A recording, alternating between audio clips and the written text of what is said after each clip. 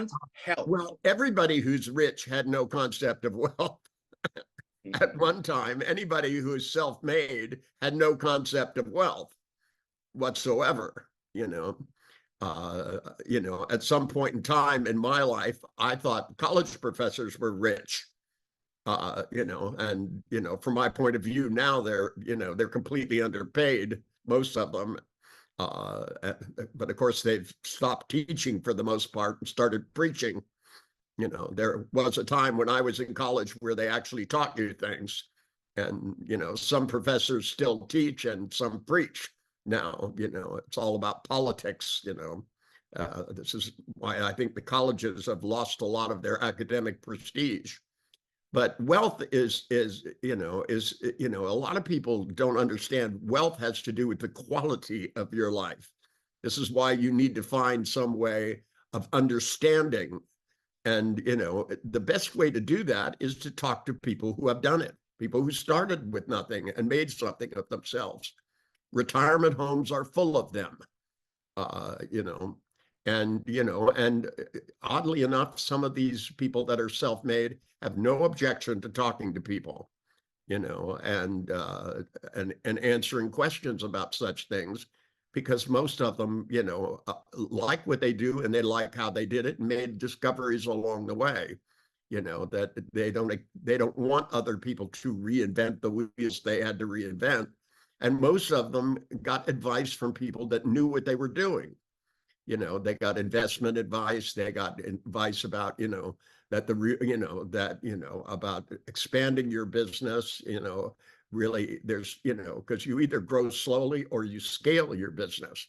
And there are sometimes one is better than the other. And if all your money is made by the hour, then you're limited by the number of hours in the day. And that's just a plain fact. That can be a good thing. That can also be a bad thing. If you can't up the number of, this is why I charge by the change, not by the hour. And, that I discovered early in my career that charging by the hour had a real limit. And, I first started out like charging some people more than others, depending upon their wealth. I had a sliding scale. And then I discovered that the value wasn't them, the value was me. And so I started charging by the change, depending upon a sliding scale of what they could afford. Because I used to see clients that had no resources. I had somebody who came in and with 5 of their relatives, and they each put $10 down on the table because the person had no money. They'd spent most of their time in and out of mental hospitals, and then when they came back a year later, they paid their own way because they went back to work and started doing things because they were plagued by terrible auditory hallucinations. Your ability to understand success really should be, see, most people look at somebody who's successful and they either go, they got lucky, or they're smarter than me. They have all of the exclusionary excuses. And you really need to look at it and go, if this dumbass can do it, so can I. I remember somebody once telling me they wanted to learn to play guitar, but they thought it was too complicated. And I asked them, I said, have you ever met any guitar players? And, and they go, famous ones? And I said, no. I said, because you don't have to play that well to be famous. If you look at all the chords in Crosby, Stills, and Nash songs, it's like they don't even know what the guitar can do.